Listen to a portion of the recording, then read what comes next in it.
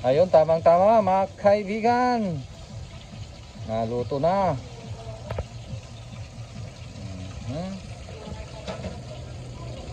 Yun, kanina pa naghihintay yung customer natin. Yan yung unang hango natin. Style Jollibee.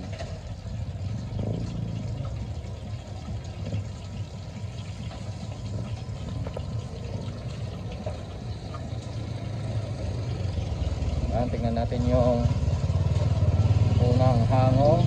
Yun. Ang ganda ng kulay.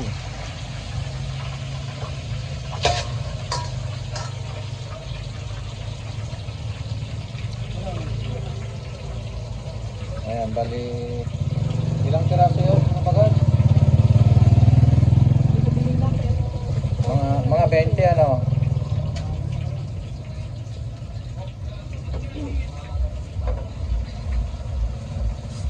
Ito yung tinatawag namin na sa Ilocano ay unang customer busat. Yan. Kaya sana ay nagasat. Swerte. Yan. So dalawang customer kagad yung nabintahan natin sa unang salang mga kaibigan. Ayan, thank you sir. Come again. All right.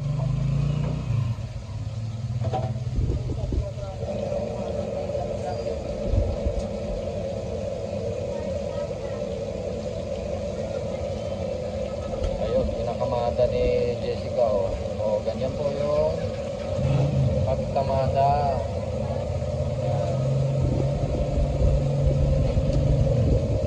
Yung isang tindero natin ganyan siya nagkakamada. Tinataas niya yung ano niya, yung pakpak. Yan. Maganda pag kinakamada na ganito para dun sa labas ay nagmumukhang marami. Tingnan natin.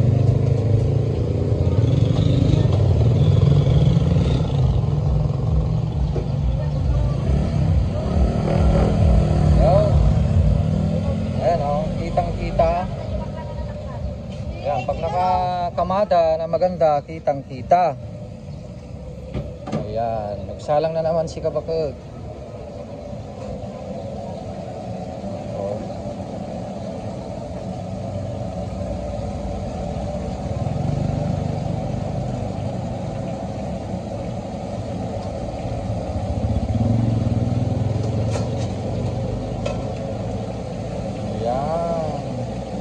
Mga 10 piraso lang yan Mga 30 siguro yun, dalawang may kulang Oh, 18 yung isa, 20 yung isang supot. So, mga ano yan, kulang 20. Yung isang supot po kasi ay 20 piraso. Yan po yung dala namin. Ayan. Ito, mayroon pa doon. Mahina po ang negosyo ngayon, kaya ito lang yung dala namin. Dati-rati dalawang ice box ang dala namin dito. Bali ito, mga 35 to 40 kilos. Pero pagka ito, mayroon pang timba rito. Mga around 50 kilos din kami sa isang araw. Okay na yan pagka ganyan ang medium. Mayroon ka na rin kita dito. Makakabinta ka rin dito ng mga 12k, ganyan. 10 to 12k. Ayos na yun. Nagtinda tayo kahapon. Oo. Tayong dalawa. Kami lang ni kapag nagtinda kahapon Pinasweldohan kahapon. Kasi nag-day off yung kasama natin.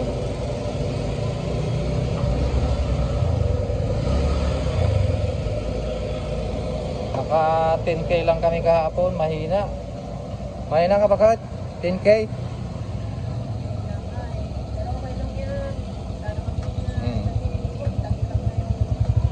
Taghirap ngayon talaga. Wala pa yung mga bakasyonista.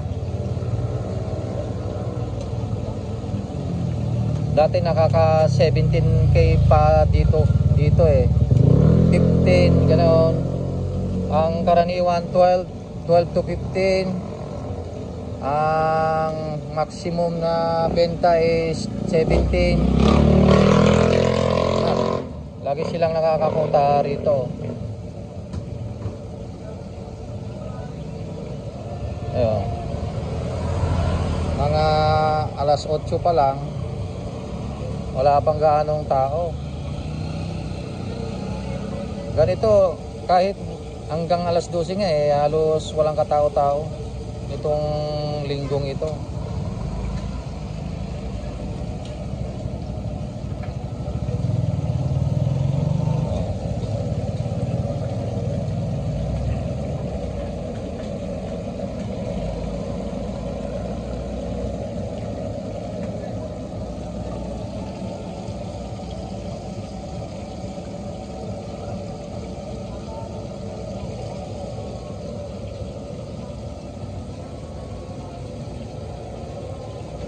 May mga nagtatanong kung anong papel itong ginagamit namin.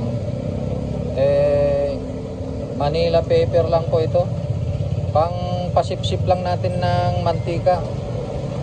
Tsaka para hindi matunaw yung plastic. Yan, kuha tayo ng plastic. Ito yung plastic bag natin. Kasi pagka bagong hango at nilagay mo dito, matutunaw yan. Hindi maganda. Mas maganda yung brown paper. Kaya lang masyadong mahal na ngayon yung brown paper.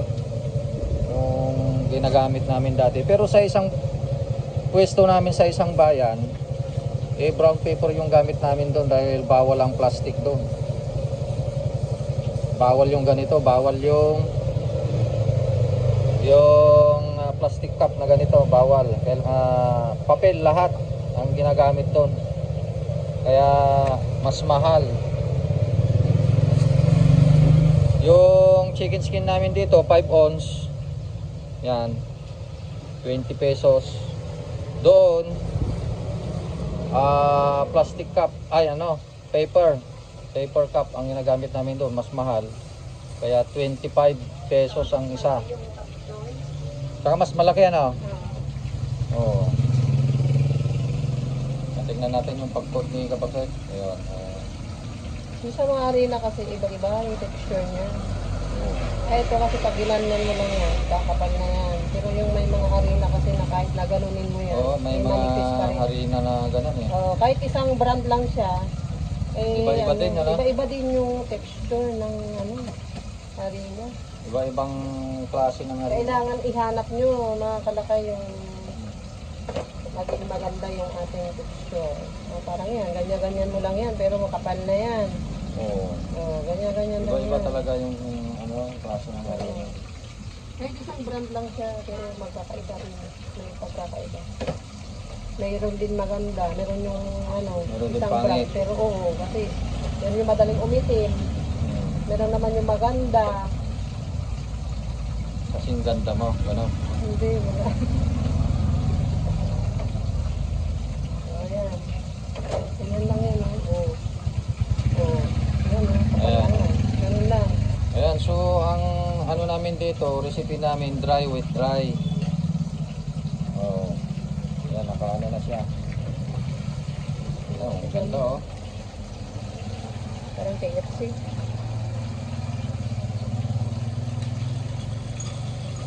Ganda ng kulay.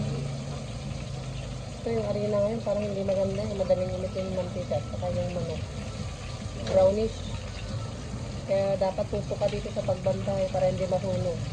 Oo, meron ganong Kaya ganyan, parang yan. Hiningin ko na yan. Malit lang yung apoy para hindi masunog. Kasi pag nasunog yung mantika, maaamoy ng customer yan. yan, nagkakakulay na kaagad oh. Ito mabango pa siya. Pagka hinango mo yan, mabango yung maaamoy. Ayan, malapit na maluto. Luto na. Di pa. Pero papansin ko sa harina natin, madaling maluto. Yun nga eh, madaling maluto eh. Oo, mayroon din yung matagal na maluto. Ito madaling maluto. minutes lang. Hindi inaabot ng 8 minutes eh. 5 to 6 minutes lang. Hindi inaabot ng 8 minutes. Ang cooking time namin sa recipe namin 8 to 10 minutes. Pero minsan may mga harina na ginagamit natin. Kaya mapapansin Madaling nila yan nakakaluto. pagka gumamit sila. Talagang ang daling pumaibabaw yung manok. O yung tingin natin. 5 to 6 minutes lang oh. Ayan. Style Jollibee po itong recipe to mga kalakay. Ayan.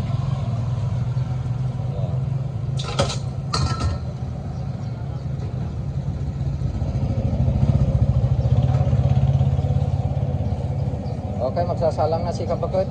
Pangatlong salang.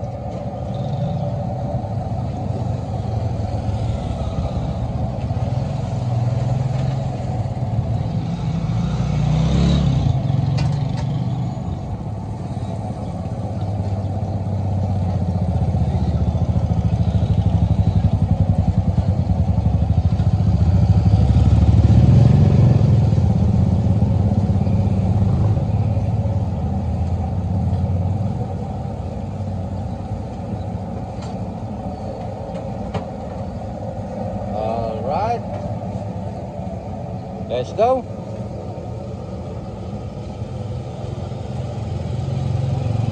Okay na yun, di ba? Okay. Alright. Bye-bye.